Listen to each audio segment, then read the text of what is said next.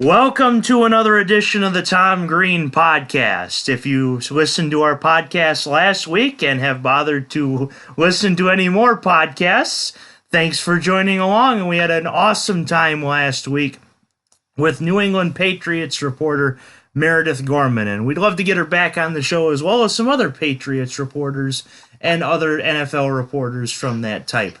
Now, of course, we have to introduce someone who is not a Patriots fan and is probably still upset at his defense or lack thereof for not stopping the Patriots in overtime. He is from the Rock Chalk Podcast. He is a returning guest. He is not Pinky, but the brain, Andy Mitz. Welcome to the show, Andy. Thanks, Tom. It's good to be back. Definitely. So I guess we'll dive right into that. What we can first talk about overtime rules. Do you like what the overtime rule is in the NFL? Do you think it should be changed? If you can be unbiased, if so, because I know that kind of screwed you this week. I've always not liked the overtime rules. I've always thought the college overtime rules were a lot better. I understand the not wanting games to go on forever, but I also, especially when you have offensive units that are so unbalanced compared to defensive units, and that's been the case for many, many years. Like, it's not very often that a team that loses a coin toss actually gets a good opportunity to try to go ahead and win in overtime. And that's always been an issue that I've had with the NFL overtime rules. And I probably would have been saying that, even if the Chiefs had won the toss and went down and scored, like, I would still be saying, I would have been happy that the Chiefs won, but I still would have said it really sucks that, because if Brady had gotten it, then he would have gone down and done exactly what he did when they actually won the toss. So that's like the biggest thing that I want to see change in the NFL. The problem is it doesn't happen often enough that, for them to actually really get any movement behind it, I don't think. Yeah, and this was my stance before this overtime game is, first, the NCAA overtime rule, it's good, but I think there needs to be a hybrid of the NCAA and the NFL, because even though the 7 overtime LSU A&M game was fun, everybody on the field was probably gasping for air and crawling to the locker room after the game. So 7 overtimes is too much. But here's my thing. Both teams get a possession unless there is a defensive score. If there's a defensive score on the first possession, that constitutes for both teams getting the ball. The game is over. So Which is the way it works in college. I mean, if a team ever scores on defense in college, then it's over. So both teams get the ball, and if both teams match, then we have sudden death. So, like I said, a hybrid of college and NFL. So, Meredith, if you're listening to this, that was an unbiased take. For the Patriots, good for them that they're in the Super Bowl. Of course, you guys and perhaps a lot of America is saying, oh, great, we got to see Tom Brady again. Once again. So, of course, I had to put that nugget in because he's a Chiefs fan. And plus, circling back to last podcast that you were on, we were talking about the potential coaches that KU could hire. And they went with who I thought they would hire, Les Miles. I wonder if he's tested the grass and wanted Dos Equis sprayed on the entire field. But what's your take on Les Miles getting hired? So yeah, I mean, he like I said on the last episode I was on, he wouldn't have been my first choice, mainly because I'm just thinking in terms of long term. There's a general consensus that while he could go ahead and get the program set up for the next guy, he's not as likely to stay past like 4 or 5 years as someone else that they could have potentially brought in. But the more that we kind of learn about what's going on and we see all of the additional teams that have made changes, getting a guy like Les Miles that can come in and immediately make that sort of impact really gives them an opportunity to make an immediate improvement in the standings even. Whether it's a long-term improvement or not, I'm not really sure. But, there is the potential that they could win 5 or 6 games next year. You have K-State who's having lots of problems. They just hired a new guy who in Kleiman from I believe it was from North Dakota State. Okay. He's going to be probably really good for them long term, assuming that he can get his system established and everything. But there's probably going to be growing pains coming from an FCS school, even one that's as successful as they were, to try to bring that into the Big 12. So there's an opportunity there. Also Texas Tech. Again, they got Matt Wells, that came from Utah State, I believe. Another opportunity, like a team that they could potentially jump ahead of. And just the fact that, Kansas has a lot of talent. They've had a lot of talent. They will continue to have a lot of talent. And while they lost some, they do have lots of guys at some of those starting positions. Really the big issue has always just been that the coaching staff hasn't really known what they were doing. Like the coaching staff hasn't been able to get anything out of any of the guys for the last few years. In addition, Les Miles, I think, made the most sense from a recruiting standpoint, at least for this year. I don't think any of the other guys that they could have hired, even if they had gotten one of the really good up-and-coming guys, is going to have that same cachet walking into a recruit's house with less than a month to go until the early signing day and be able to sign the guys that he did. The fact that we were even in the conversation for some of these national-type recruits, guys that were basically committed to LSU or some of these other schools, and let Kansas in the door to talk to them and had their names linked to Kansas as a potential destination. We wouldn't have had any of that exposure if we had anybody other than Les Miles. So it was a very good hire from that standpoint, just to kind of get Kansas back out there and get that goodwill going again. And honestly, I think he's got the X's and O's that they need to get a quick turnaround. The question is going to be, can they make that turnaround a long-term type of thing, either by getting the program set up so well that they can hire a really good candidate when Miles decides to retire, or even just building a program that can continue itself and take one of the guys that are going to be on Les's staff and allow him to continue it after that. Yeah, and a big thing about the Les Miles hire is that his name resonates with a lot of up-and-coming high school players because of his success at LSU. Like, let's talk like North Texas. Who knows about North Texas much outside of the city and the state? Not many people. Who knows a lot about Utah State? Not a lot of people outside of the state of Utah. Les Miles is a big name that Kansas could hire, and that they could flip people from LSU and other places that wanted to play for Les Miles to come to Kansas and play for Les Miles. So I thought that was the best situation that Kansas could do, was hire Les Miles. Now, of course, you're thinking long term, but this program was in shambles. I mean, let's not sugarcoat this. They were in shambles. They have to start somewhere. And even though Les Miles is a coach that wants to win national championships, which who doesn't want to win championships, of course, but Miles is going to be the guy that starts the rebuild. Well, and I think what a lot of people kind of discounted in terms of his ability to be successful is they thought, well, you're going to have a hard time recruiting to Kansas. You're going to have a hard time building the types of programs he built at LSU. But he showed right away that he he understands the dynamic here at Kansas. You're not going to immediately go and get all these national guys considering them. His first goal, and what he has really shown that commitment to doing, is let's make sure that we're at least in on all of the big names in this area. So the guys from Kansas, the guys from Missouri, the guys from the northern parts of Oklahoma, up in Nebraska, Iowa. Find places or find guys that are in your own stomping grounds, and make sure that you're getting a good portion of them and are competitive for most of the other ones. We actually had on our podcast an interview with Jaden Russell, who's like the biggest name in terms of the guys that are like out there from the recruiting class. He's been recruiting a bunch of other guys. He was talking a whole bunch on Twitter. Like, he was probably the most visible of the recruits that Kansas was able to get, and actively recruiting other guys. He flat out said he was not even considering Kansas until Les Miles got hired. Even after David Beatty got fired, he was not planning on giving them a second look. But when you get a guy like Les Miles that comes to the program, he can make that kind of pitch and have that instant credibility that something's going to be different than what you've seen.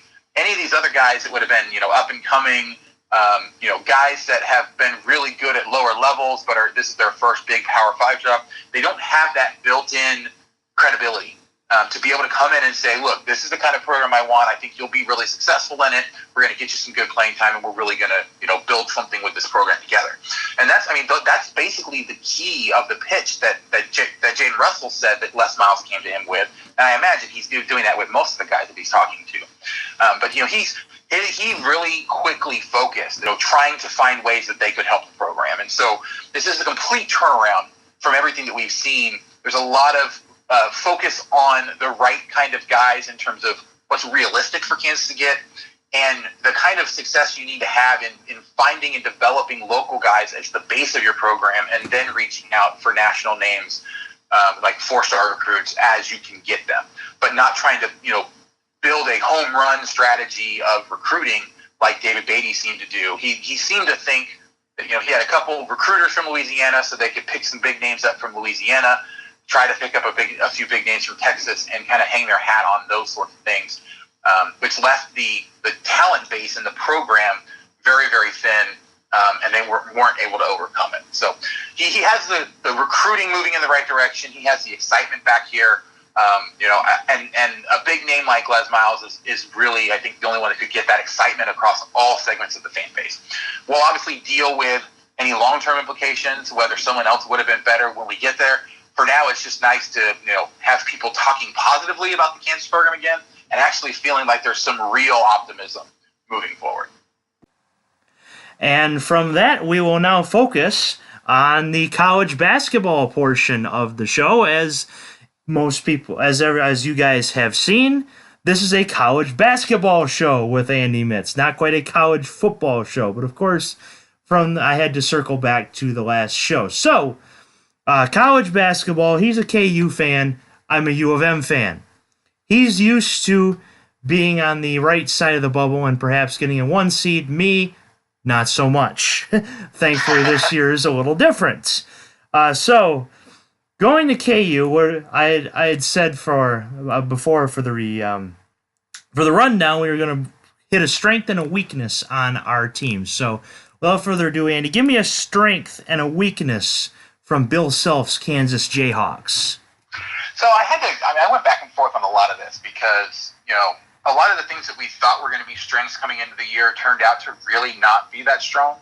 A few of the weaknesses, the one glaring weakness that we thought we had coming into the year was three-point shooting. And we've come to find, that's really a big weakness. The only guy who's been consistent shooting from three is Gerald Vick. And even then, he's had really streaky, back and forth the entire year. He's had 3 or 4 games where he's pretty hot, and then 3 or 4 games where he falls off completely.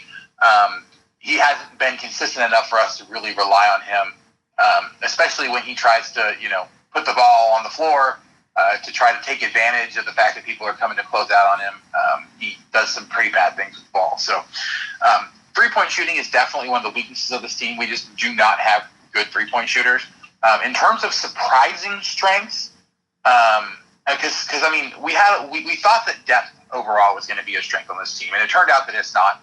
Right now, we're playing a rotation of about 6 or 7 guys, and that's it. Whereas coming into the year, we thought maybe we would have 12. But they've been decimated by injuries and other issues. Udoka Azubuike, they lost him for the season, which really doesn't leave them with very much down low. He was kind of the main guy down low for defending and for getting those shots down low. And then Silvio De Souza was another guy we were counting on coming into this year. He's obviously been embroiled in the whole Adidas scandal thing. And while the only actual evidence out of that trial was that he accepted, that his guardian accepted $2,500 to enroll him in one of the online classes so he could become eligible. That's the only thing that he has even a shred of evidence actually showing that it might have happened. He's essentially been under an eligibility review for the entire year.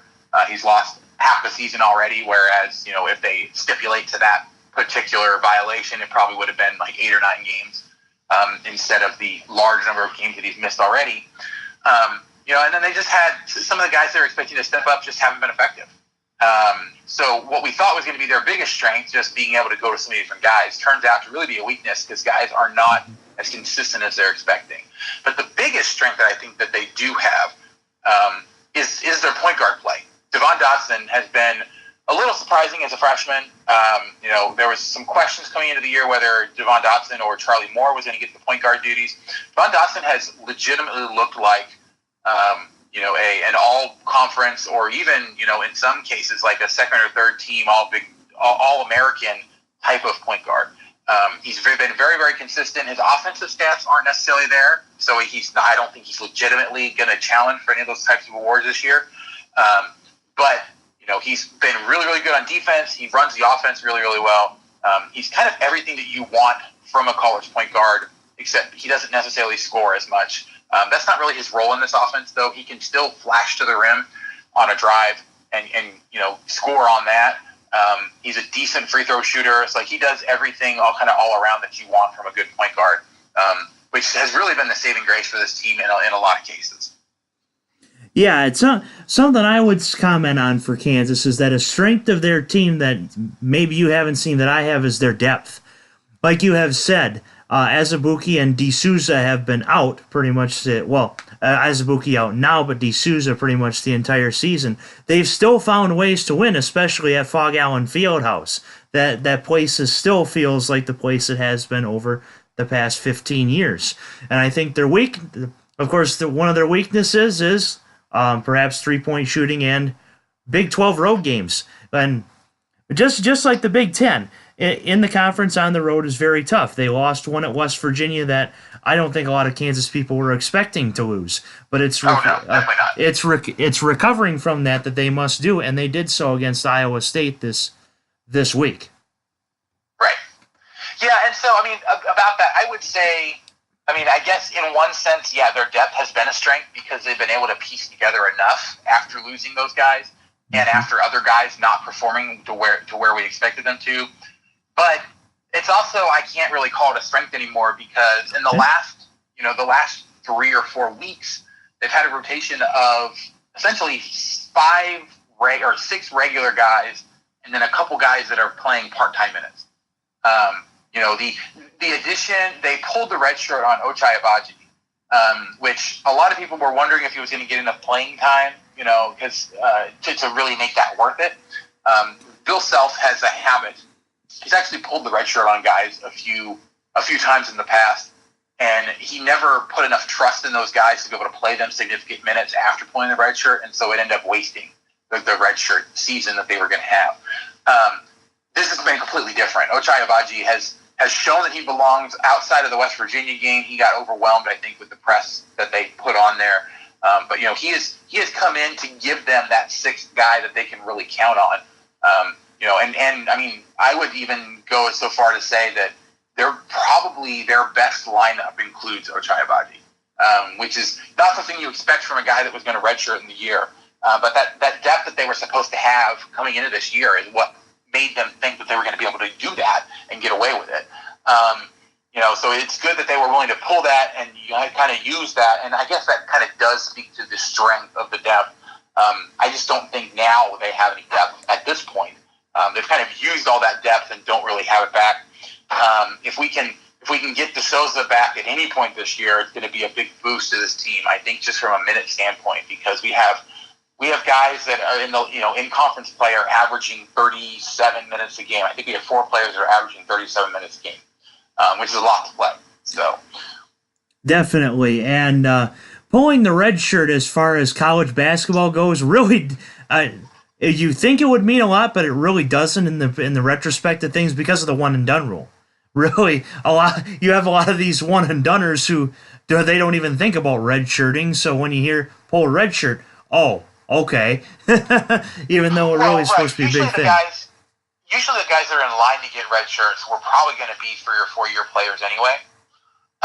But the thought typically is those are the types of players that will benefit the most from development, especially since Bill Self and his training staff, Andrea Hootie, for sure, has kind of been the key to that and getting guys into the weight room and helping them to develop their bodies, build up that muscle and get themselves into good shape so that in their later years, they can make the kind of contribution as a 3rd or 4th year player that they couldn't as a freshman. So it's not very often that a guy that was going to redshirt is physically able or has the talent enough yet to be able to contribute a lot. And so that's why I don't think you typically see guys who have their red shirt pulled end up playing a lot because they weren't probably ready to play anyway, and bringing them on was more of a desperation situation. That's what we all assumed was happening in this case, was that they just thought that they needed somebody. But there's a lot of quotes coming from Bill Self out of practice that, he was probably one of their better guys in practice, that he was gearing up to play. And that really, it was just a whole matter of, they didn't think they had enough minutes to go around. It didn't have anything to do with his ability to play at all, why they were going to redshirt him. They just didn't think they were going to have enough minutes. So when they lost guys, and all of a sudden they have all these minutes now, those of us that didn't really believe that was the true reason that he was going to redshirt, weren't prepared for how ready he actually was to go ahead and step in and be effective immediately. And we're sure Bill Self's face was not red when he made these comments. Am I correct? Right. Because it seems like just about every time I watch a Kansas game, Bill Self's face gets red at something. Yeah, he's definitely an emotional guy during the games. He can go off at the drop of a hat. Usually he has it directed at the person he needs to, whether that's an official because he's trying to make a point for his team's benefit, or if it's an individual player who just doesn't do what he's supposed to. Yeah, he seems to flush easily. He wears his emotion on his sleeve, but he's also really good at getting his point across, even if he has to get a little emotional to do it. Right, and emotion's no problem with me. So, yeah. Focusing on Michigan, I'll give you my strength and weakness of our Michigan Wolverines. A big strength is Iggy Brozdenkis and John Teskey really taking over for Wagner's role. You see, at the start of the season, I was talking with Mike Schneid from Mike Drop Sports. I thought that really Charles Matthews was going to be the big leader of this team as he's the senior. But really, Brozdenkis and Teskey have taken that leadership role and have pretty much said to Matthews, "We got this, all right." He said, "I'll guide you the reins if we need to." So far, I mean, 17-1, 18-1 now after beating Minnesota on a buzzer beater. 18-1 is a great record at this point. Being one of the six one-loss teams is definitely something to be proud of. So, strengths, I would say, Brozdenkis and Teskey taking over Wagner's role, as well as depth.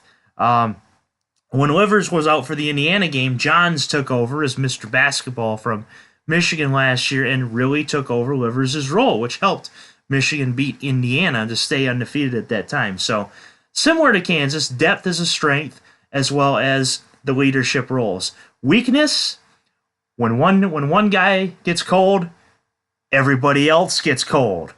And we saw that in the Minnesota game in the last 5 minutes, where Michigan only scored 2 points when it mattered, and those 2 points were, like I had mentioned, the Charles Matthews buzzer beater to beat Minnesota. So the weakness, I would say, when one guy gets cold, so does everybody. But something they've really worked on the past couple of years is defense. Michigan has been, the past few years, a great offensive team, but a not-so-good defensive team. Hiring the coach from Illinois State to coach our defense has really helped, and it really helped get us to the national title game last year. So strength, Brozdenkis, Teskey. Weakness, when one gets cold, everyone gets cold. Have you noticed something different from Michigan that I haven't mentioned? Yeah, I do a lot of my analysis looking at Ken Palm as well, because it allows me to take myself out of the emotion. I've watched a few Michigan games. I was rooting heavily for Wisconsin in that game just because I was ready for there to be no more undefeated teams. And obviously Wisconsin was able to pull it out. But the one thing I noticed specifically in terms of strength for Michigan is that they take care of the ball really well. Yes. I'm actually looking at their team page right now. They're number one in the nation in terms of steal percentage at 5.2% when they're on offense, meaning that they just don't give the ball away. They also they're really good at taking care of the basketball and sharing it and getting a lot of guys involved. In terms of the weakness that I've noticed, and I don't know if this is kind of an isolated thing, and I was trying to confirm what actually happened at the end of that Wisconsin game, but the impression I got from what I watched is that this team has a real free throw problem. They're not very good in terms of the overall free throw percentage that they make, and they're also not very good at actually getting to the line, about forcing fouls and giving themselves those extra opportunities at the foul line. So, it might be something that comes back to hurt them. It probably isn't going to be as big of a deal, in as many games until we get to the tournament. The tournament always seems to, have a lot of games where teams are really, really close and it comes down to late free throws. And of course, we're all aware of some of the more famous examples of a team that seems to have it in hand, but then can't make free throws down the stretch, and allows the other team back in. Obviously, Kansas benefited from that against Memphis in the 2008 title game. So that probably is not a good thing for them moving forward, but it also seems to be pretty much the only weakness that they have. Other than obviously what you're talking about, like everybody going cold at once. It happens a lot to even some of the best teams. I mean, Kansas has had that problem with everybody, at various times throughout the year. Coming tournament time, it's really hard to count on that. Like, if that's the main weakness when you get to the tournament, it's really hard to count on that as a strategy for how to go in and beat Michigan. Like, we're going to try to keep it close enough so that when they start missing free throws at the end as we're fouling them, that we can make a big run. That's not a good strategy at all because, at some point, if you're down by 19, it doesn't matter how bad they are at free throws. You can't foul enough and keep players in the game in order to come back from that big of a deficit. So we've seen in the NBA hack a Dre, which the people are hacking Andre Drummond so that he can shoot free throws and, of course, half the time miss. You would see that in college basketball, perhaps hack an Iggy and see what happens. So very good observation. Their free throws have been a weakness of Michigan's, especially last season. It didn't hurt them until the title game, at which really one bad stretch, if a combination of two bad stretches to make one, in my opinion, was the close of the first half and the start of the second half against Villanova. But that stretch killed the title game for Michigan. Yeah. Yeah, I was really hoping last year that we were going to have a rematch in the tournament of KU versus Michigan. Obviously, Villanova had other ideas. I don't think anybody was going to come close to beating Villanova last year, but I would have been really interested to see if Kansas could have gotten some revenge last year, even with the short lineup that they had last year against a Michigan team that, was a really good team last year, obviously. I don't know, just the way that everybody matched up. I think that probably would have been the most entertaining game of the tournament if it actually happened. Yes, and I still remember 2013 very well as we're getting back to it because I had Kansas. I'm not sure if I mentioned this on the last show, but I'll mention it again.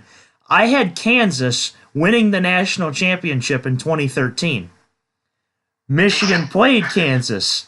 So I was just so torn the entire game whether I should root for my team or root for my bracket.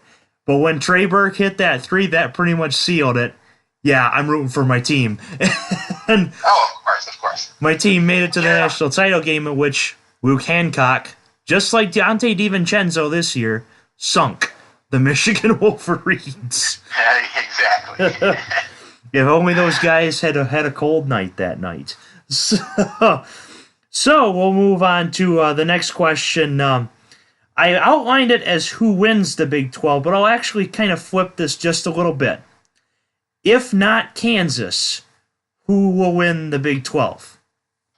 Yeah, that's actually a really good question. I can make an argument for about four other teams, some of which I think would surprise some of my other colleagues. But I think the obvious one that everybody was talking about prior to the game on Monday was Iowa State. They had completely destroyed Kansas up in Ames.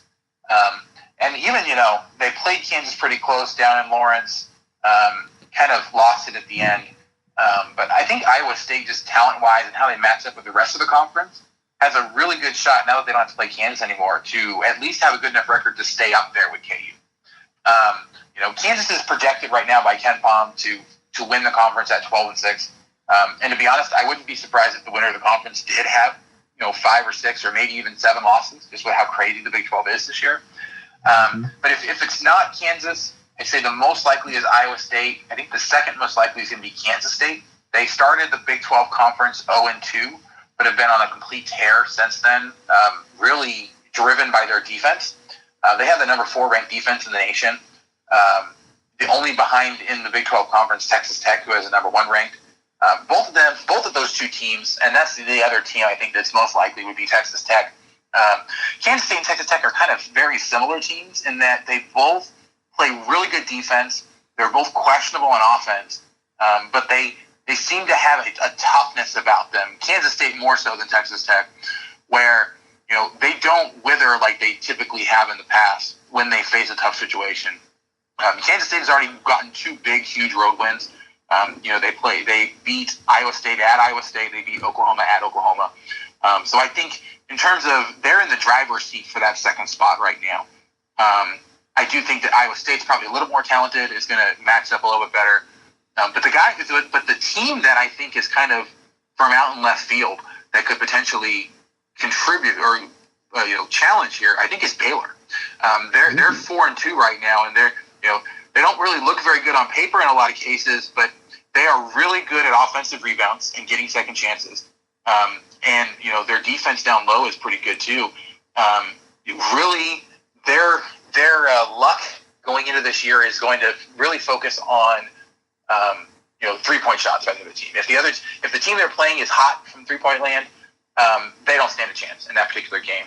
But if they can find a team that isn't getting the 3 and has to go in low, then they can really shut down that offense. And so Baylor kind of has an outside shot. I still don't think that they're also the kind of team though that could finish 9th or 10th in the Big 12 too if things don't break their way that they're and continue the way that they need to for them. They just have a unique skill set in terms of what they can do down low and how good they are getting offensive rebounds. That could help them a lot, especially in the crazy Big 12 that we've seen so far.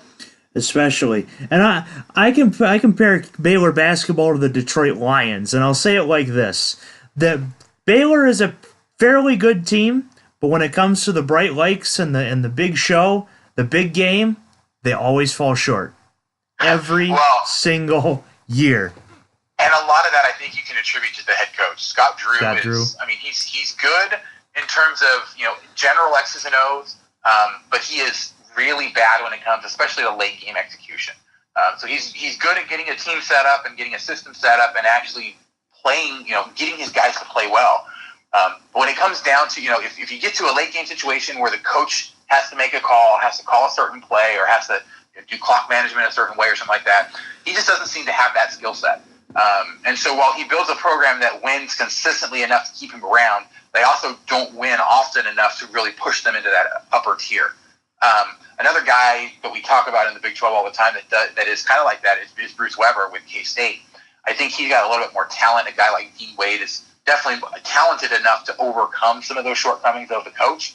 But, if we're talking about the best or the coaches in the Big 12, they have a lot of really, really good coaches, so much so that I think a guy like Bruce Weber or Scott Drew probably comes in at, 8 or 9 in those rankings. Like if we were to rank all the Big 12 teams by how good their coach is, we have two of the worst coaches in the Big 12 have really good teams because of the unique skill sets that they have at this point. Pretty much. And I'll answer the, if not Kansas, who, and I would say Iowa State as well, because Iowa State and Kansas for pretty much ever since I was in high school have always been neck and neck, and unfortunately for Iowa State, they have never been able to get over the hump and beat Kansas. Now, dare I say this, but I will. Kansas basketball is kind of like, to me, like everybody else thinks of the New England Patriots or perhaps Alabama football. Please, someone else win the conference for once. Just once. At least in the Big 12. Like, other Big 12 fans are probably saying that. I think most people nationally don't really care.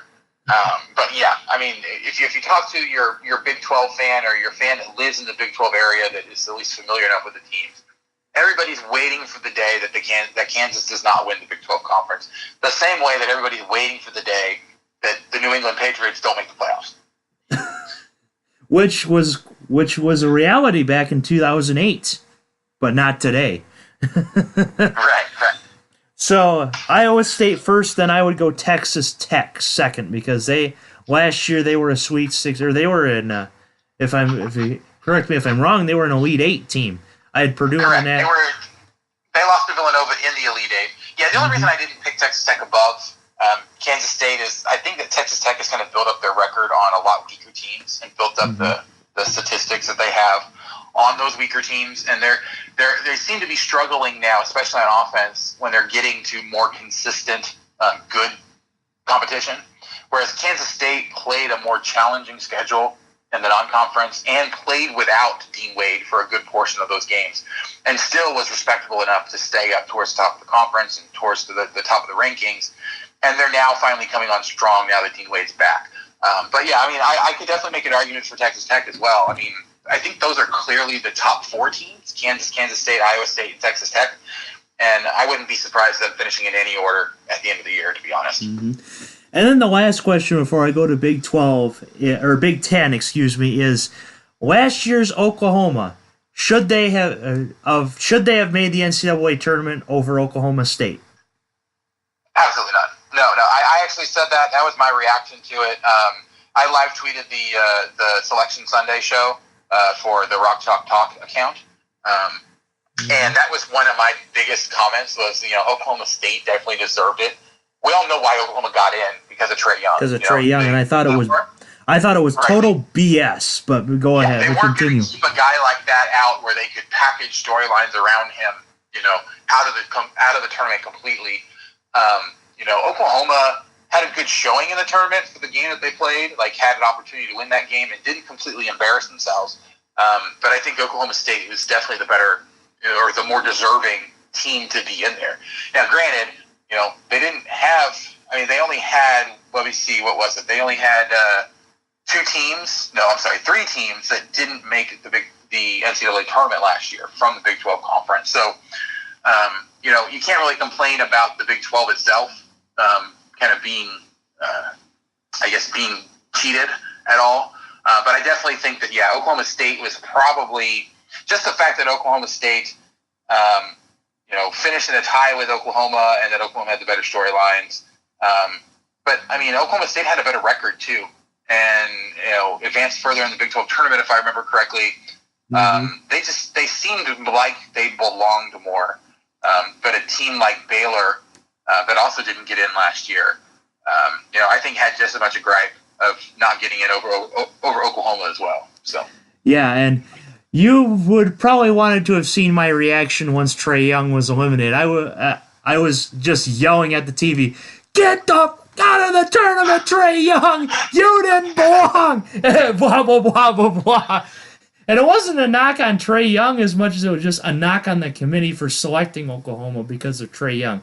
And plus, I liked how the committee used to, or the selection so used to do it, not how they do it now. It's like, no, give me the bracket. Don't give me all the teams right away. Give me the bracket. I like the suspense. Yeah, I'm wondering if they're going to continue with that again this year. I really hope that they don't, but the way I also thought about it was just it went from being, if I remember correctly, a 1-hour show to a 2-hour show. And so they had to fill so much more time. So it's like, we'll give you the whole field and let everybody try to figure out where they're going to go in the bracket, and then we'll slowly release the bracket. And it added a lot of extra pomp and circumstance to it that wasn't really necessary, that I think really detracted from what they can do. Yeah. It was a 2-hour show turned into a 2-minute show, in my opinion. Right. Of course, Trae Young last year, I think, was the unfortunate recipient of the ESPN oversaturation treatment. Very similar to what we're getting now this year with Zion Williamson, he's a very, very good player, and I think he deserves to be leading the Player of the Year stats and everything. But I'm sorry, we don't need to go to a full breakaway highlight every time he has a dunk, which it seems like. I mean, if I go to ESPN now, I can't look at more than one page without seeing a link to a Zion Williamson dunk highlight video.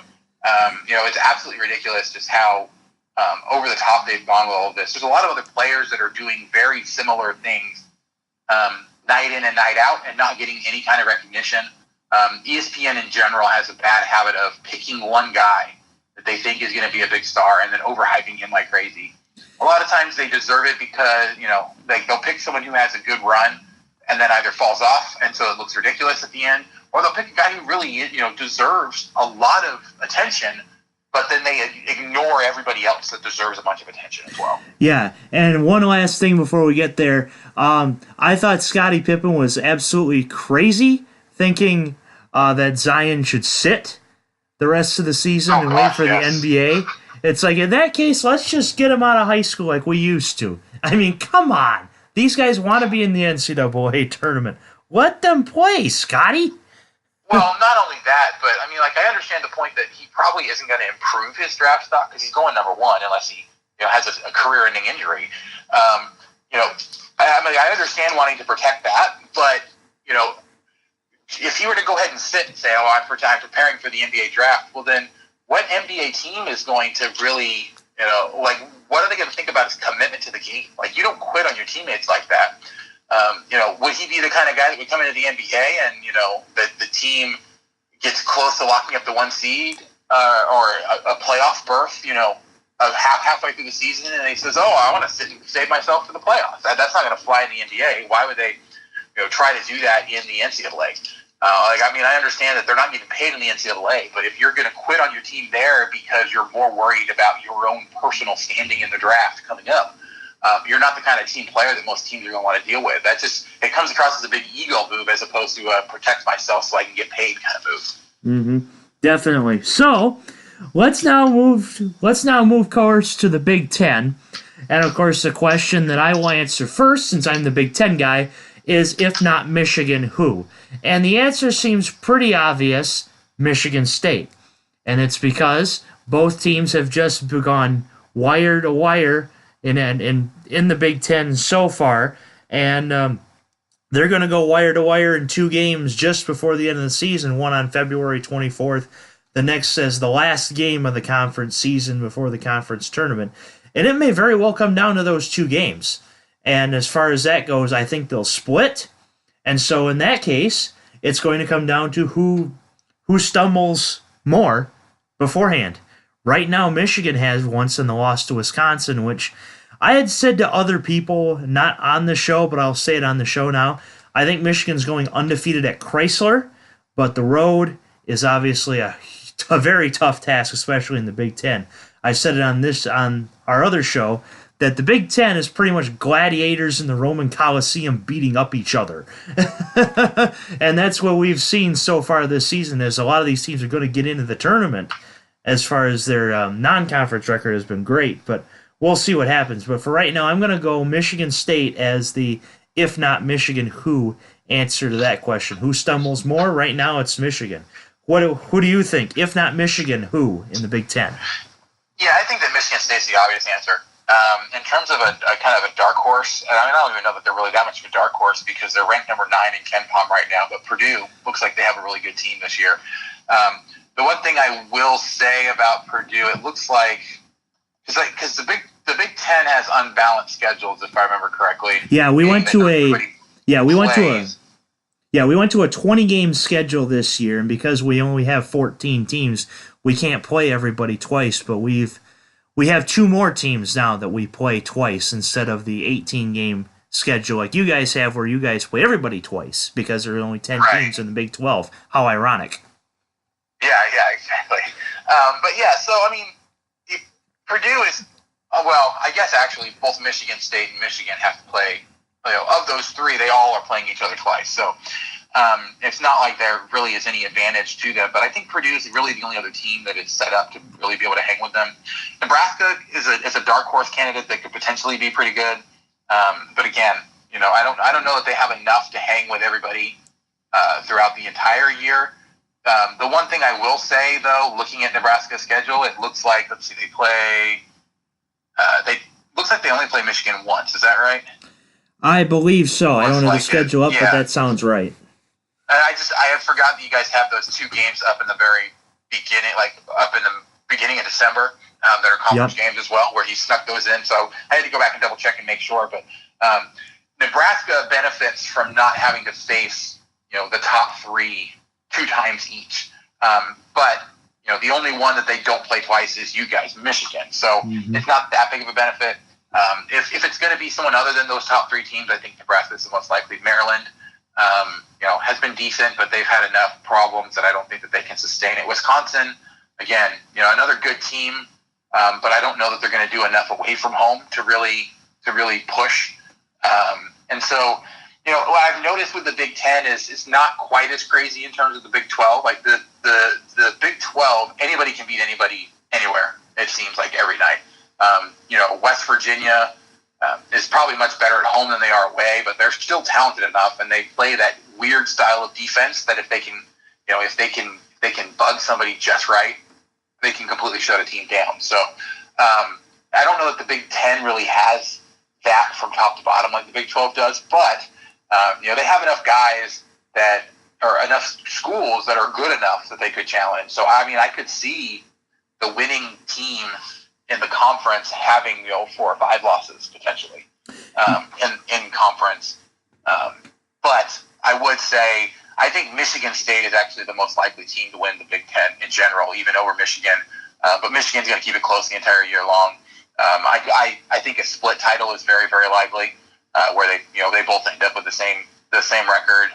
I don't know how the tiebreakers would work out in that case, but I wouldn't be surprised to see either one of those. So I'll tell you that my junior year in high school, 2011-2012, was when Michigan and Michigan State split the Big Ten title. And my algebra teacher in high school, Mike O'Neill was his name. I've stayed, acquaintances with him throughout the years. He's a Michigan State guy, and when it was said that Michigan and Michigan State were going to share the title, the first thing I said to him, Mr. O'Neill, sharing is caring, isn't it?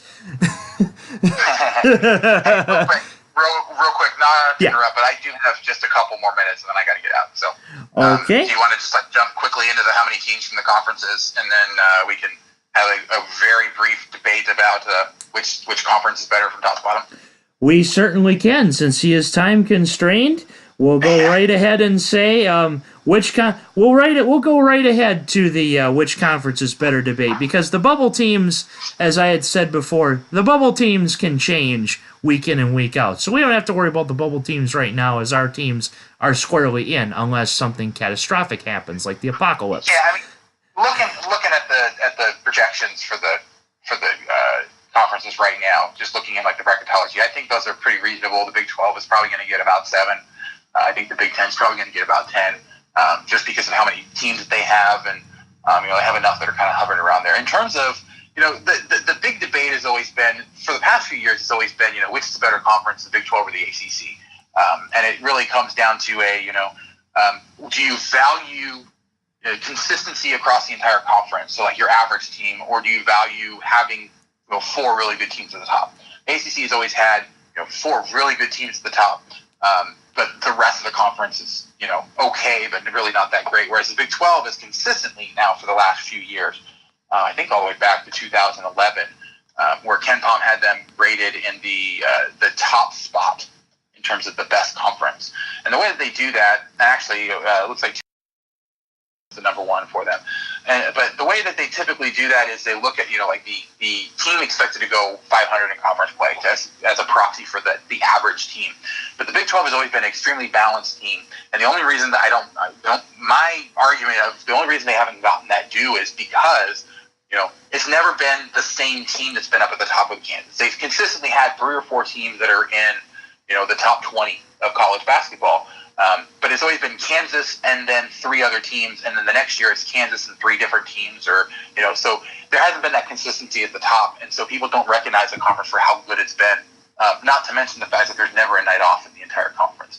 This year, the argument's a little bit different because, one, the ACC, yeah, sure, they have 3 or 4 really good teams at the top, but there's another conference in the Big Ten that is just as good from top to bottom in terms of having teams that are ranked really highly, and they have a lot of really good teams at the top too. So I think there's definitely a debate about it this year. Ken Pom right now has the Big Ten up at the top, and I want to rep for the Big 12, but I do think that the Big Ten right now has a slight edge just because they have so many more teams that are in the top 25 right now. But I also think if we had a Big 12, Big 10 challenge style, like what the Big 12 and SEC are doing this weekend, or what the Big 10 and ACC do earlier in the year, that it would probably split, 5-5, maybe 6-4 for one of the conferences. So I think they're pretty evenly matched this year. I personally would just give the Big 12 the edge, just because I think from top, if you took the 10 teams in the Big 12 and matched them up 1 through 10 for the top Big 10 teams, I think that they would have a slight edge there. But I think it's at least close enough that we can have an honest debate about it this year. Yeah, definitely. And of course, I would have to rep the Big Ten because all my life I've watched the Big Ten. I haven't really been in Big 12 country at all. I know that Right. I know that Phillips 66 is a big brand, and you live to the full if you fill up with Phillips 66. Little spot ad there for the Big 12. But besides the point, that would be very interesting, and I was actually going to make that point myself, but you made it for me. A Big 12, Big 10 challenge would be very, very interesting. I would have liked to have seen Trae Young go up against a Michigan State or a Michigan when he was there, and Kansas go up against Michigan, Michigan State, or Penn State, or Nebraska or Minnesota every year, as far as I'm saying. So I'll have to give the slight edge to the Big Ten because I'm a Big Ten guy, but I've always respected the Big 12. There really haven't been much arguments for me out of the Big 12 except please someone other than Kansas win. But that's, of course, what Big 12 fans have been saying each year. So I'd like to see a Big 12, Big 10 challenge as well, but give me the Big 10 over the Big 12. So since you are time constrained, I will go ahead and ask the question, anything else you have to add to this wonderful Tom Green podcast? Nope, I don't think I have anything else. Hopefully we get to do another one in the NCAA tournament. So sounds good. Maybe a 2013 rematch is in hands. Maybe Trey Burke comes up and hits us for 3 once again. How about we have it in the Final Four instead of trying to go to the Final Four this time? That would be great, actually, for both our teams. Exactly. So, he is Andy Mitz from the Rock Chalk Podcast, and this has been the Tom Green Podcast.